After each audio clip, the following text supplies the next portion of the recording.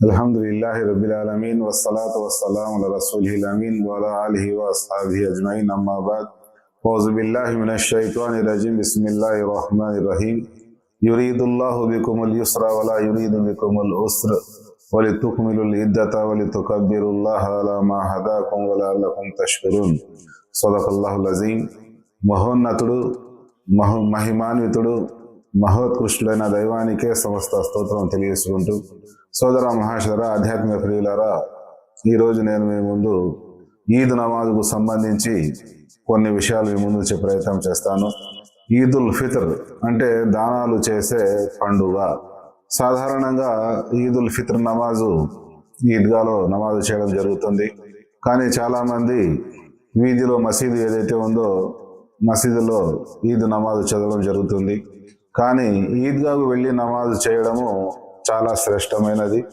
ఎవరైతే ముసలివారు ఉన్నారో, వ్యాధిగ్రస్తులు ఉన్నారో, అనారోగ్యంతో ఉన్నారో అటువంటి వారు వీధి మసీదులో ఈద్ నమాజ్ చదువుకునేదానికి అవకాశం ఉంది. కానీ యువకులు ఎవరైతే ఉన్నారో ప్రవక్త గారి సాంప్రదాయం ప్రకారము ఈద్గాకు వెళ్లే ముందు ఖర్జూరపు పండ్లు కానీ సేమియాలు కానీ ఏదో ఒక వస్తువు తిన్న తర్వాత ఈద్గాకు వెళ్ళాలి. పోయేటప్పుడు ఒక మార్గంలో వెళ్ళి దేవుని యొక్క స్తుతి స్తోత్రం చేస్తూ వెళ్ళాలి. తిరిగి వచ్చేటప్పుడు మరొక ద్వారం ద్వారా మరొక దారి ద్వారా అతను ఇంటికి చేరాలి. మరి దారి మధ్యలో దేవుని యొక్క స్తుతి స్తోత్రము కిబ్రియాయి బడాయి బయాన్ కర్తే హుయే దేవుని యొక్క స్తుతి స్తోత్రం చేస్తూ వెళ్ళాలి. అల్లాహు అక్బర్ అల్లాహు అక్బర్ లా ఇలాహ ఇల్లల్లాహు అల్లాహు అక్బర్ వలిల్లాహిల్ హమ్ద్ అని తక్బీరు చదువుతూ వెళ్ళాలి. కొంచెం ముందు వెళ్ళినట్లయితే ఈద్గాలో కూర్చున్నప్పుడు కూడా తక్బీర్ చదువుతూ ఉండాలి, దేవుని స్తుతి స్తోత్రం చేస్తూ ఉండాలి. ఎందుకంటే ఈ నమాజుకు అజాన్ కానీ ఇఖామత్ కానీ ఉండవు, డైరెక్ట్ నమాజు ఉంటుంది. కాబట్టి తొందరగా ఈద్గాకు వెళ్ళే ప్రయత్నం చేయాలి.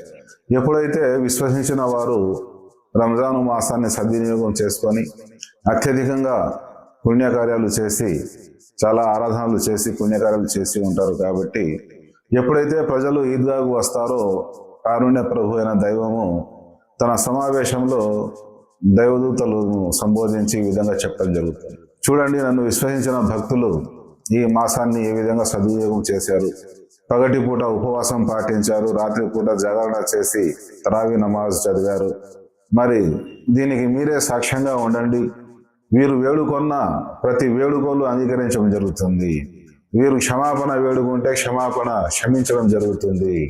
అదేవిధంగా ఒక కార్మికునికి ఒక నెల పాటు శ్రమ చేసి పనిచేసిన తర్వాత ఏ విధంగానైతే అతనికి ప్రతిఫలం ఇవ్వడం జరుగుతుందో అంతకంటే ఎక్కువగా వారిని అనుగ్రహించడం జరుగుతుందని దీనికి మీరే సాక్ష్యంగా ఉండండి అనేసి దైవదూతల్ని పెట్టి ఆ కరుణామయుడైన దైవము వారిని క్షమించడంతో పాటు వారు చేసుకున్న పుణ్యకార్యాలకు సత్కర్మలకు ఇతోధికంగా పుణ్యాన్ని ప్రసాదించడం జరిగింది. అదేవిధంగా అగోచర జీవరాశులైన దైవదూతలు ఈద్గాకు వచ్చేవారిని స్వాగతం పలుకుతూ ఉంటారు. కానీ మన కంటికి కానరారు. కాబట్టి మనము ఈ ప్రతిఫలం పొందేదానికోసము దైవ క్షమాపణ వేడుకునే దానికోసము ప్రతి ఒక్కరూ వేరే కార్యక్రమాలు ఆ రోజు పెట్టుకోకుండా అందరూ కూడా ఈద్గా నమాజ్కు వెళ్లే దానికోసము ప్రయత్నం చేయాలి. సామూహిక ఆరాధన ఏదైతే ఉందో కొద్ది మందితోనో వ్యక్తిగతంగా చేసే ఆరాధనల కంటే పుణ్యప్రదంగా నైతికంగా ఎంతో ఉన్నతమైనది. కాబట్టి ఈ దేవుని యొక్క స్తుతి స్తోత్రము సామూహికంగా అందరూ అత్యధిక సంఖ్యలో కలిసి చేయడం ద్వారా దేవుని వద్ద మనకు తెలిసి తెలియక జరిగిన చిన్న చిన్న తప్పులు క్షమించబడేదానికి అవకాశం ఉంది. మనకంటే ఎక్కువగా ఈ మాసాన్ని సద్వినియోగం చేసుకొని అత్యధికంగా పుణ్యప్రసాదులు పొందిన వారితో సమానంగా ఆ కారుణ్య ప్రభు అయిన దేవుని యొక్క ఖజానాలో ఎటువంటి కొదవ లేదు. కాబట్టి వారితో సమానంగా మమ్మల్ని కూడా అనుగ్రహించి కరుణించి అత్యధికంగా పుణ్యఫలాలు ప్రసాదించేదానికి అవకాశం ఉంది. కాబట్టి తీరికగా నిదానంగా శ్రద్ధగా దేవుని యొక్క స్తుతి స్తోత్రం చేస్తూ ధ్యానిస్తూ ఈద్గాకు వెళ్ళాలి. అక్కడ మనస్సు ఏకాగ్ర చిత్తంతో ఉండి దైవ ఆరాధన చేయాలి. తిరిగి వచ్చేటప్పుడు కూడా ఎవరికి ఆటంకం కలగకుండా కష్టం కలగకుండా మన చేతుల ద్వారా కానీ నోటి ద్వారా కానీ ఎవరికి బాధపడకుండా వీలైనంత వరకు దాన ధర్మాలు చేస్తూ అదేవిధంగా ఫిత్రా దానం అనేది ఈద్గాకు వెళ్ళక ముందే శాయశక్తుల దానం చేసేదానికి, ఫిత్రా దానం చేసేదాని కోసం ప్రయత్నం చేయాలి. మరి ఈద్ తర్వాత ఏదైతే దానం ఇవ్వబడుతుందో అది సాధారణ దానం అవుతుంది.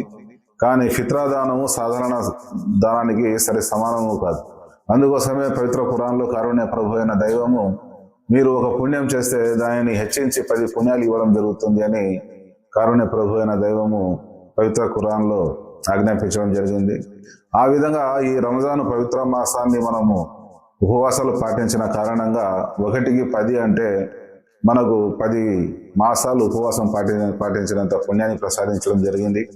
అందుకోసమే ఖురాన్లో వమా ఖలక్తుల్ జిన్న వల్ ఇన్సా ఇల్లా లియఅబుదూన్ అని చెప్పడం జరిగింది.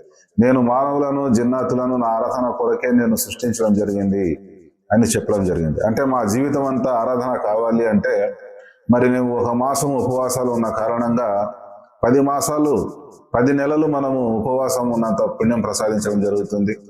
మిగిలిన 2 మాసాలు ఏవైతే ఉన్నాయో దానికోసము షవ్వాల్లోని 6 రోజులు ఉపవాసాలు పాటించాలని ప్రవక్త గారు తెలియజేయడం జరిగింది. ఆ విధంగా 6 ఉపవాసాలు పాటించిన కారణంగా 10 ఇంతలు అంటే 60 రోజులు అంటే 2 మాసాలు. ఈ విధంగా షవ్వాల్ మాసంలో 6 రోజులు ఉపవాసాలు పాటించిన కారణంగా ఈ సంవత్సరం అంతా మనం ఆరాధన చేసినంతగా అకౌంట్లో రాసుకోవడం జరుగుతుంది. కాబట్టి మరి సోదర మహాశర, ఈ మాసాన్ని దైవం అనుగ్రహించినందుకు అత్యధికంగా దేవుని యొక్క స్తోత్రాన్ని స్తుతిస్తూ ఉండాలి. ఆ ఈద్గాకు వెళ్ళేటప్పుడు ఆయన ఘనతను కొనియాడుతూ ఉండాలి. అదేవిధంగా ఈ మాసంలో ఏదైతే ప్రత్యేక శిక్షణ మనకు భయభక్తులు మన హృదయాల్లో జనించాయో, ఏవైతే ఉన్నతమైన నైతిక విలువలు మేము నేర్చుకున్నామో, నైతిక విషయాలు తెలుసుకున్నామో, ఈ నైతిక విలువలన్నీ కూడా మిగిలిన 11 మాసాలలో కూడా మనం అమలు చేసేదానికోసం ప్రయత్నం చేయాలి. ఈ విధంగా ఈ పవిత్ర మాసాన్ని, వరాల వసంతాన్ని మనకు అనుగ్రహించినందుకు దైవానికి కృతజ్ఞతలు తెలుపుకోవాలి. ఏవైతే విషయాలు చెప్పామో, విన్నామో అర్థం చేసుకొని ఆచరించే సద్బుద్ధి కలగాలని వేడుకుంటున్నాను. వీడియో నచ్చినట్లయితే సబ్స్క్రైబ్ చేయండి, బంధుమిత్రులకు షేర్ చేయండి. అస్సలాము అలైకుం వరహమతుల్లాహి వబరకాతుహు.